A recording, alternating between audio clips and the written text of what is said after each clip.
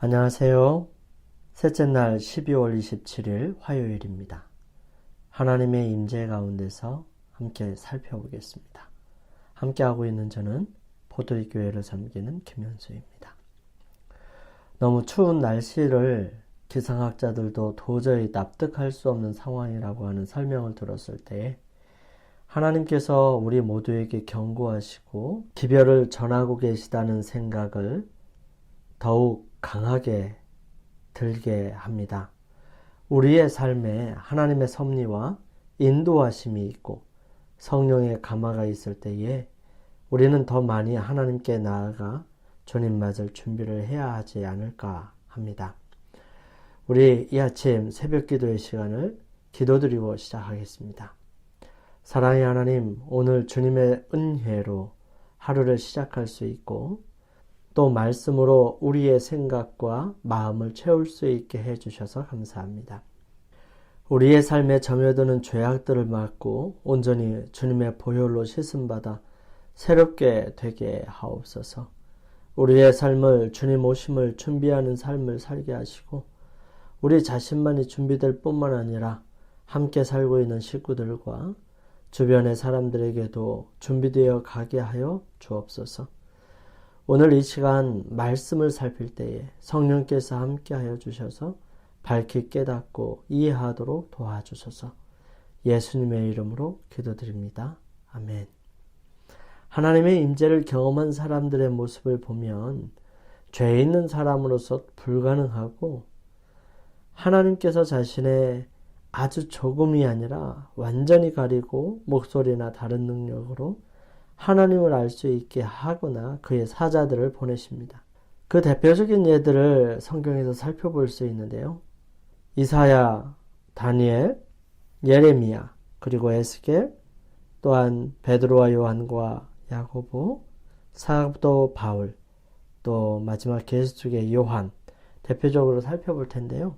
이외에도 여러 사람들이 있지만 성경 말씀을 통해서 이 부분들을 좀 더 구체적으로 살펴보기를 원합니다.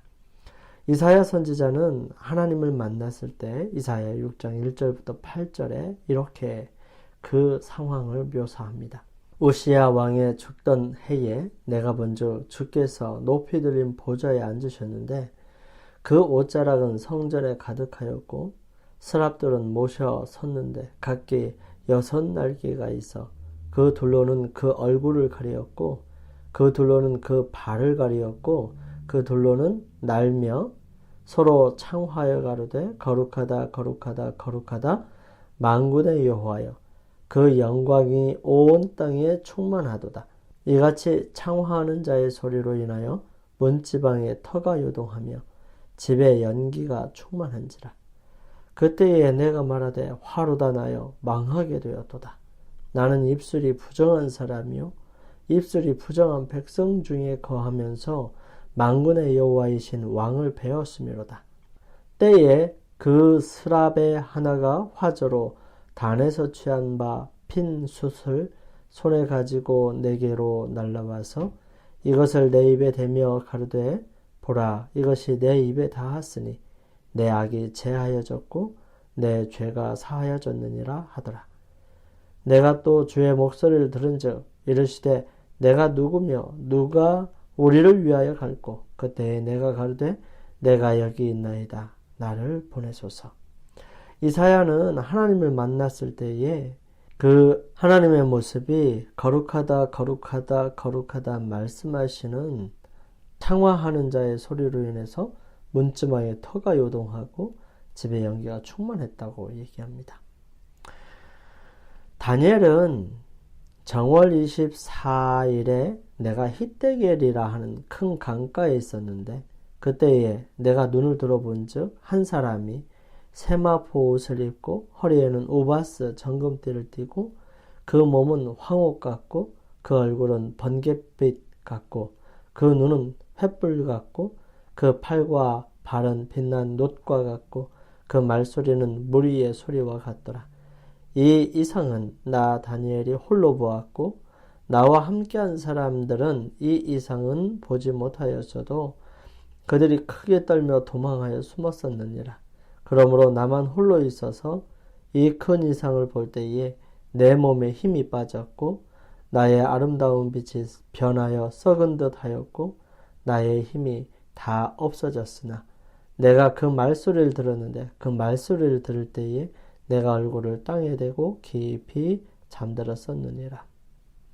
다니엘은 성경이 말하는 의인 중에 한 사람이에요. 그럼에도 불구하고 그가 하나님을 만나게 되거나 하나님의 이상을 볼 때에 그의 모습은, 그의 몸은 힘이 빠졌고 그의 아름다운 빛이 변하여 썩은 듯 했다고 설명합니다. 예레미야는 어떤 사람이었을까요? 또 어떻게 그 하나님의 임재를 경험했을지 보겠습니다. 예레미야는 선지자 왕에 이렇게 기록합니다. 요시야가 일으킨 개혁의 결과로 영구적인 영적 부흥이 있기를 바라던 사람들 중에는 요시야의 치세 제13년에 아직 젊은 나이에 선지자의 직분을 맡도록 부름을 받은 예레미야가 있었다. 레위 계통의 제사 직분을 맡은 사람 중에 하나인 예레미야는 그가 모태로부터 열방의 선지자가 되도록 세움을 입었다는 것을 조금도 깨닫지 못하였고 하나님의 소명을 받았을 때에 그는 자기의 무가치함에 대한 느낌으로 압도되었다. 슬프도소이다. 주 여호와여 보소서 나는 아이라 말할 줄을 알지 못하나이다. 라고 부르짖었다. 에스겔은 어떨까요? 에스겔 1장 27절 28절은 내가 본즉 그 허리 이상의 모양은 단쇠 같아서 그 속과 주위가 불 같고 그 허리 이하의 모양도 불 같아서 사면으로 광채가 나며 그 사면 광채의 모양은 비오는 구름에 있는 무지개 같으니 이는 여호와의 영광의 형상의 모양이라.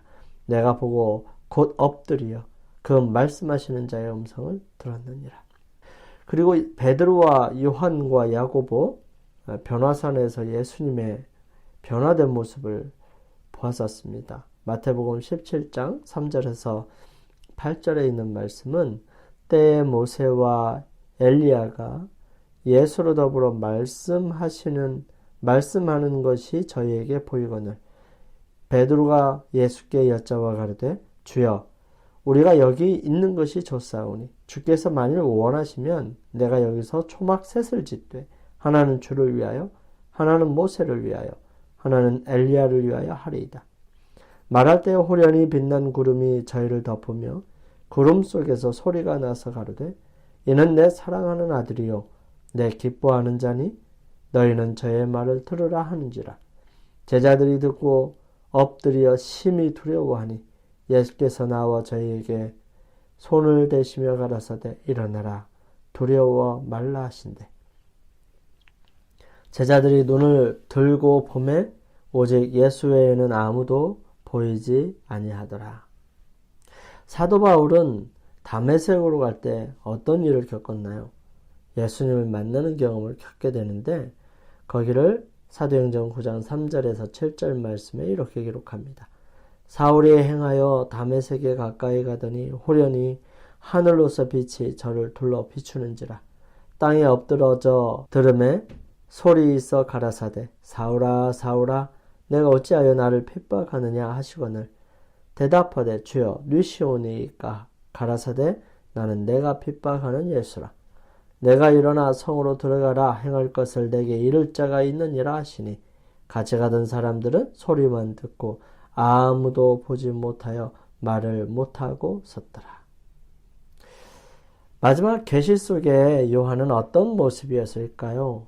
주의 날에 내가 성령에 감동하여 내 뒤에서 나는 나팔 소리 같은 큰 음성을 들으니 가로되 너 보는 것을 책에 써서 에베소 서마나 버가모 두아드리아 사대 필라델비아 라우디게아 7교회에 보내라 하시기로 몸을 들이켜 나더러 말한 음성을 알아보려고 하여 돌이킬 때에 7 촛대를 보았는데 촛대 사이에 인자 같은 이가 발에 끌리는 옷을 입고 가슴에 금띠를 띠고 그 머리와 털의 희기가 흰 양털 같고 눈 같으며 그의 눈은 불꽃 같고 그의 발은 풀무에 단련한 빛난 주석 같고 그의 음성은 많은 물소리와 같으며 그 오른손에 7별이 있고 그 입에 좌우에 날선검이 나오고 그 얼굴은 해가 힘있게 비치는 것 같더라.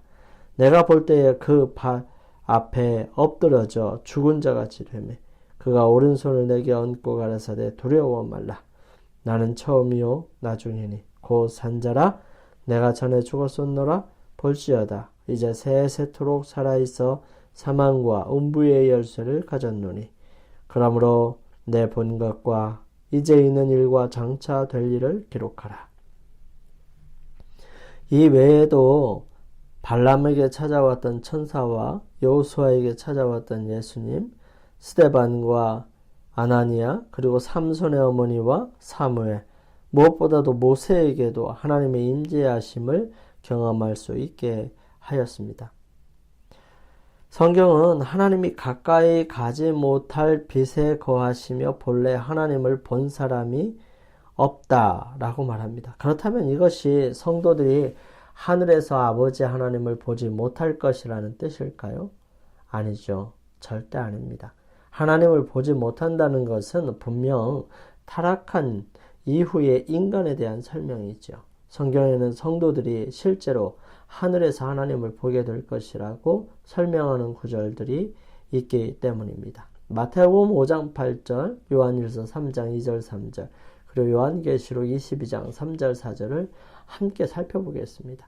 마음이 청결한 자는 복이 있나니 저희가 하나님을 볼 것이며. 사랑하는 자들아, 우리가 지금은 하나님의 자녀라. 장래에 어떻게 될 것은 아직 나타나지 아니하였으나 그가 나타내심이 되면 우리가 그와 같을 줄을 아는 것은 그에 계신 그대로 볼 것을 인함이니 주를 향하여 이 소망을 가진 자마다 그의 깨끗하심과 같이 자기를 깨끗하게 하느니라. 다시 저주가 없으며 하나님과 그 어린 양의 보좌가 그 가운데 있으리니 그의 종들이 그를 섬기며 그의 얼굴을 볼 터이요 그의 이름도 저희 이마에 있으리라. 이 구절들은 하나님을 보게 되는 최고의 특권에 대해 무엇을 말해주고 있습니까? 본래 하나님을 본 사람이 없다고 말한 바로 그 사도 요한이 그의 참모습 그대로 그의 얼굴을 볼 것이라고 기록했습니다. 이 구절들이 아버지 하나님을 가리키는지 아니면 그리스도를 가리키는지는 논란이 될 수 있습니다. 그러나 그리스도께서 마음이 청결한 자는 복이 있나니 그들이 하나님을 볼 것이미요 라고 하신 말씀을 기억한다면 그런 문제는 모두 해결됩니다. 구원받은 자들이 그분의 성전에서 하나님을 경배하는 것은 얼마나 큰 영광일까요? 그중 최고의 특권은 하나님의 얼굴을 직접 보는 것이 될 것입니다. 우리는 그분 앞에 서서 그분의 얼굴의 영광을 직접 바라볼 것입니다. 오늘 함께 살펴본 구절 중에 순결함과 하나님을 보는 것을 연결시키는 말씀이 있다는 사실을 집중하여 보시기 바랍니다. 마음이 깨끗한 자가 하나님을 볼 것이라는 구절과 하나님을 본 자들은 그의 깨끗하심과 같이 자기를 깨끗하게 한다는 구절은 우리가 천국에 갈 준비를 하도록 하나님께서 지금 우리 안에 일하셔야 한다는 사실을 말해주고 있습니다. 비록 최종적으로는 예수님의 죽음을 통해서 하늘을 향한 우리의 구원이 확실해지긴 했지만 우리는 지금 이곳에서 우리의 영원한 집을 위해 준비하는 데 도움이 될 정결하게 되는 과정을 거치게 될 것입니다. 정결하게 되는 과정의 핵심은 그분의 말씀에 순종하는 것이지요. 구원받아 하늘에 들어가게 될 모든 성도들은 하나님을 대면하여 보게 될 것입니다. 그와 같은 최고의 특권을 누리기 위해 지금 우리의 마음이 정결케 되어야 하지요. 영감의 말씀입니다. 하나님을 대면하여 봄. 마음이 청결한 자들은 하나님이 이 세상에서 그들에게 주신 시간 동안 마치 그분이 눈앞에 계신 것처럼 생회한다. 그들은 또한 아담이 에덴 동산에서 하나님과 동행하고 이야기할 때 그러했던 것처럼 장차 불멸의 상태에서 하나님을 직접 대면하여 보게 될 것이다. 우리가 이제는 거울로 보는 것 같이 희미하나 그때는 얼굴과 얼굴을 대하여 볼 것이요. 산상보훈에 있는 말씀입니다. 우리 함께 기도드리겠습니다. 하나님의 은혜로 구원받은 자로서 그 은혜에 합당한 삶을 살고 싶습니다. 하나님의 말씀으로 바른 길을 보여주시고 그 말씀에 순종함으로 하늘에 합당한 사람으로 거듭나게 해 주셔서 그곳에서 하나님을 대면하여 보는 특권을 누릴 수 있도록 주님 저희들과 함께하여 주시옵소서. 그러므로 오늘 하루도 주님 안에서 승리할 수 있도록 주님 함께하여 주시옵기를 저희들을 사랑하시는 예수님의 이름으로 간절히 기도드립니다. 아멘. 자, 이제 오늘 하루를 승리하기 위하여 능력을 주실 하나님 앞에 머무는 시간을 각자 개인적으로 갖도록 하겠습니다. 저는 내일 아침 이 시간 다시 찾아뵙겠습니다. 감사합니다.